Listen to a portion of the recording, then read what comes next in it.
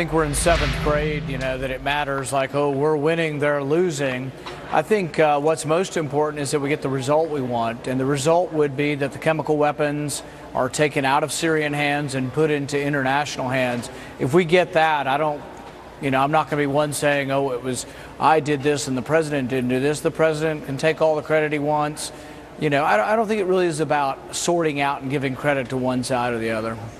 Do you think, though, that we have this pause in military action against Syria at the moment because Russia and Syria were concerned about our military strike power, in the sense that they were concerned something was imminently going to happen? Or did this happen due to incompetence by our own White House?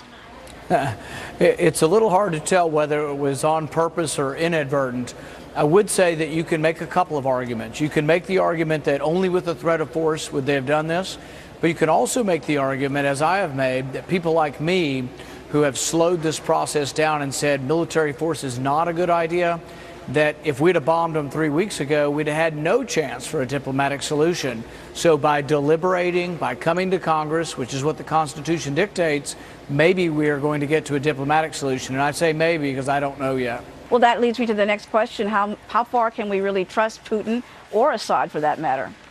Well, I think that's a very good question. And I think diplomacy starts out with some trust, some distrust, and a great deal of watchfulness. So when Reagan went into diplomatic negotiations with the Russians, he said, trust but verify. I think that admonition still holds true.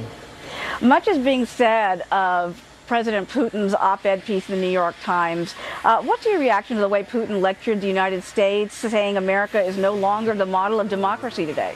I think that there's a bit of irony there, but I think also that it doesn't behoove Russia to be tweaking us and lecturing us if they want to have a diplomatic solution.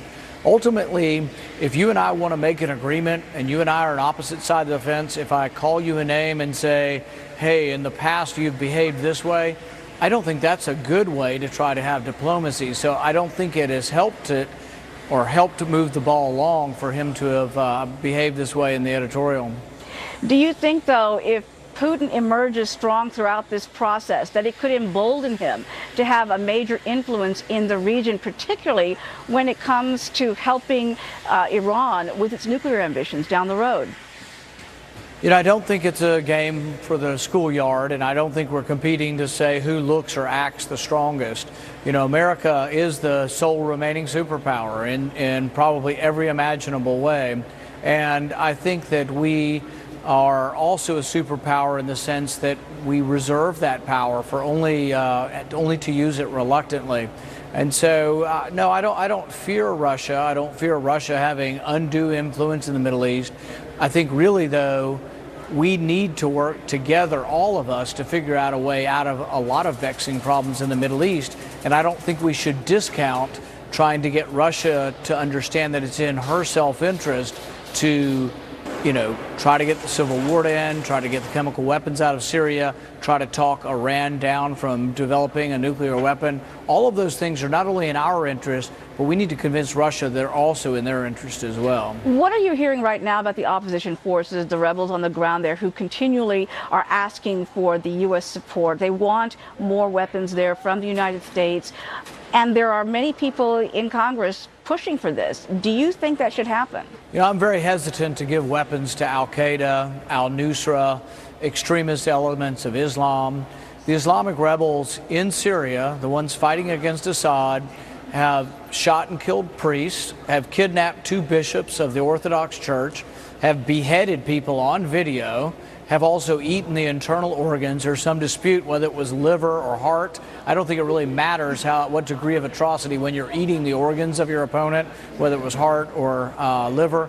But I do think that there's atrocities on both sides, and there's no clear-cut, guaranteed American ally in this war. And really quickly, sir, what are you looking for in the days ahead in terms of any progress? I'm hoping that the Russians and the Syrians are sincere.